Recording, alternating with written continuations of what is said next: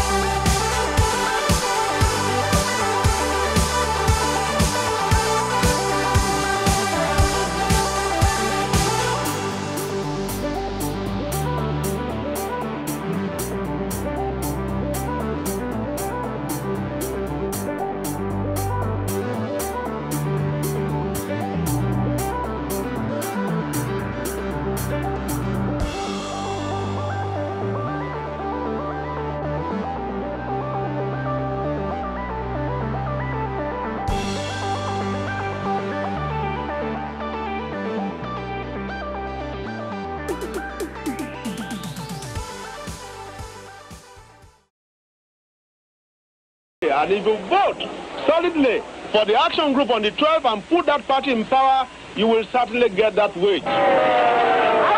In 1959, federal elections put Chief Obafemi Awolowo of the Action Group Party as a leader of the opposition in the federal parliament, while his deputy, Chief Samuel Akintola, became the premier and leader of the government of Western Region. Pragmatic leaders had chosen Akintola to succeed Awolowo when the latter resigned the premiership of the Western Region to contest the elections. They reasoned that Akintola was a logical choice, not only because of his previous association with the party, but more so because of his hometown in Yoruba land. The Action Group Party had never won the Ibadan constituency and other constituencies around Ibadan. There have always been intra-ethnic rivalries between Oyo and Ibadan on one hand and Ijebu on the other hand. Chief Akintola was from Ogbomoso, which is in the old Oyo kingdom.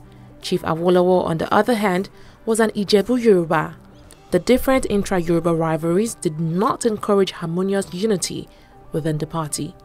Alhaji Adegoke Adelabu, a Yoruba from Ibadan and a member of the rival National Convention of Nigeria Citizens (NCNC), exploited the action group's intra-party rivalries to his party's advantage, with Awolowo going to the federal parliament and Adelabu dead due to a motor accident and hence out of the political scene.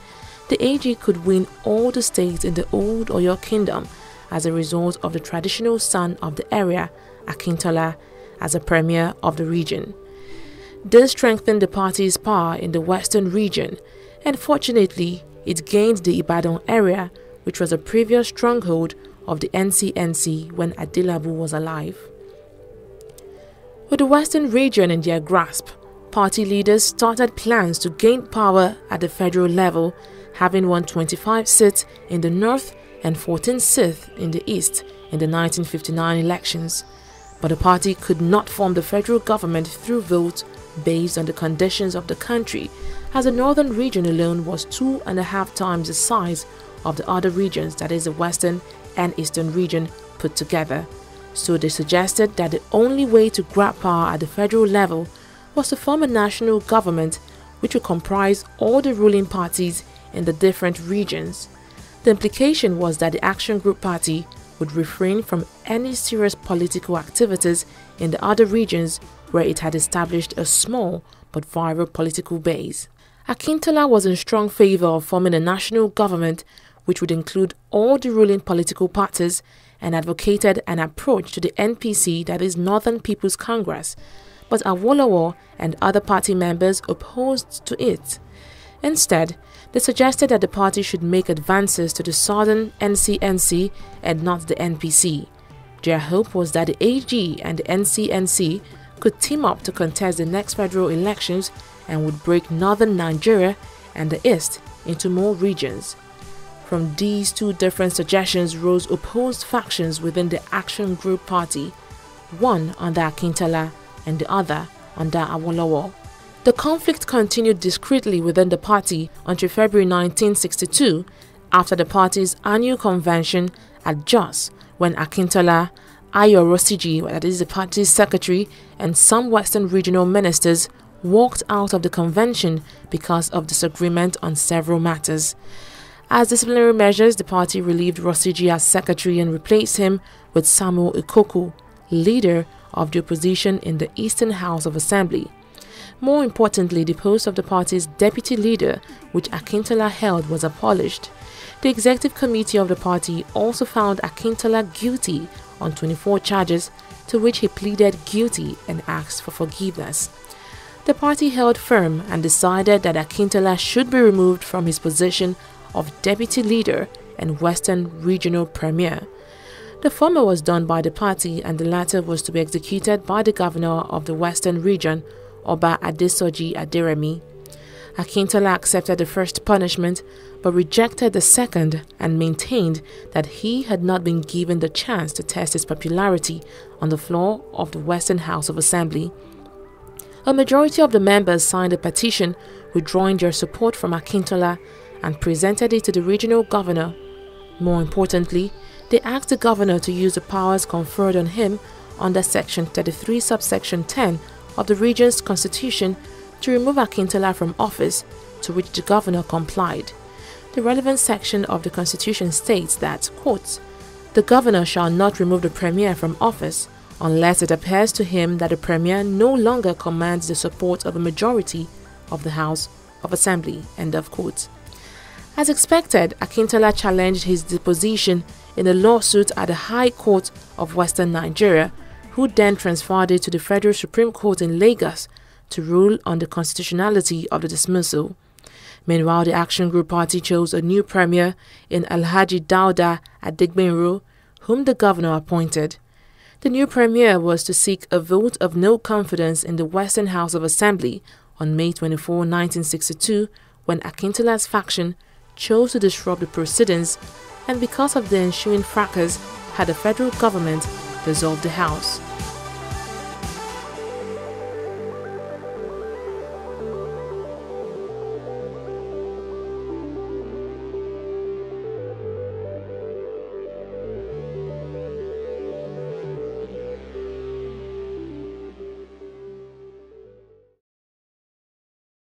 After both premiers, Adigbenro and Akintola, petitioned the Prime Minister, Alhaji Abubakar Tafawa Balewa, the assembly was reconvened again. Unfortunately, the outcome was as severe, even worse according to witnesses, as the first time. Because of the chaotic atmosphere, the Prime Minister, Alhaji Abubakar Tafawa Balewa, declared a state of emergency in the West on May 29, 1962, before an emergency session of the Federal Parliament. Obafemi Awolowo, leader of the opposition, replied that a state of emergency did not exist in the Western region, as the violence was only confined to the regional House of Assembly, while the rest of the West was calm and quiet. Awolowo's objection was to no avail when the Federal Parliament passed a bill that declared a state of emergency in the West with the right to detain and restrict persons, and the imposition of curfews, with the appointment of Dr. Moses Majakudumi, a distinguished gynecologist, a senator and federal minister of health, as sole administrator of the West. Majakudumi's first act was the service of restrictions on a number of people. These include the two premiers Akintola and Adigbenro, Obafemi Awolowo and R.A. Fani-Kayode. While the restriction orders on Akintola's faction and NCNC members were lifted in barely 2 months, those on the Action Group members remained restricted. Dr. Majakudumi also instituted a commission of inquiry headed by Judge Baptist Ayodola Koka of the Lagos High Court into corporations owned by the Western region, and the commission reviewed instances of poor administration and misappropriation of public funds for the benefit of the Action Group Party. The report came down hard on Awolowo and other AG members in his faction, but exonerated Akintola. The stage for the final act was set in the Commission's report of treasonable felony on Awolowo and his AG members. Searches the Nigeria police carried out in the country during the emergency period in western Nigeria revealed large quantities of arms and ammunition, which some AG members imported into the country to be used, allegedly, to overthrow the federal government. Obafemi Awolowo, Anthony Enahoro, as well as some 24 others were charged with treasonable felony and conspiracy to overthrow the federal government. Awolowo was sentenced to 10 years, while Enahoro and others were sentenced to 15 years in prison. These actions led to the demise of the Action Group, and on December 31, 1962, the state of emergency was terminated. On January 1, 1963, Akintola was reinstated as premier of the Western region with the formation of his new party, United People's Party (UPP), which consisted of those former Action Group party members he was able to win to his side on his expulsion from AG. It was a coalition government which was formed by the UPP and the NCNC, which had previously formed the opposition. The Action Group Party, which had previously formed the government of the Western region, now moved into the opposition.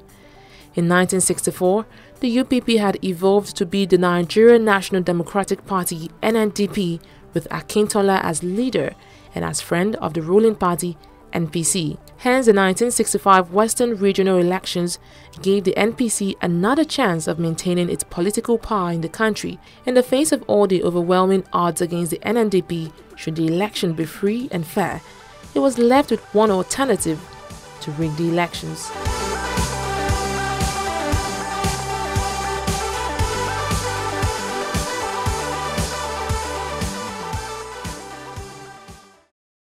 Whether or not the NNDP was following precedents established by previous political parties, the massive rigging of the Western regional elections of October 11, 1965 was dumbfounding. The methods of electoral fraudulence employed were the familiar ones, but the scale to which they were used was overwhelmingly much more severe. The Electoral Commission, led by Eyoita Eswa, publicly admitted that electoral officers were kidnapped and therefore could not carry out their duties, while some refused to accept nomination papers of certain candidates and others failed to report for duty. Many candidates who had obtained validity papers were elected unopposed. As a result of the grave irregularities, the NNDP won the elections, 16 of its candidates having been returned unopposed at the close of nominations. It was publicly charged that the NNDP victory was due to fraud. The political atmosphere in the Western region looked bleak and dismal, and the after effects of the elections were even more severe and devastating. Defeated political candidates had in the past run to the court to challenge irregularities at elections. This time, they did not go to courts. Instead, the people took law into their hands. Riots, looting, arson, and murder were the rule of the day. Party thugs poured gasoline on opponents and set them on fire, a situation then known as Operation Wetie. Properties, bags of cocoa, and other produce of opponents awaiting shipment were also set ablaze. Without a doubt, the destruction of properties was not as horrifying as setting human beings on fire. By November 1, 1965, a riot at Ekiti resulted in the death of 15 people, while a fresh riot 4 days later caused the loss of 20 lives. 16 people were killed in Ijebu-Ode and Ondo areas on November 7, 1965. Houses and vehicles were set on fire, and to travel within the Western region and from other regions into the West was a menace because of thugs and gangsters who took laws into their hands, while the police failed to maintain law and order. There was tension and wanton destruction of human life and property.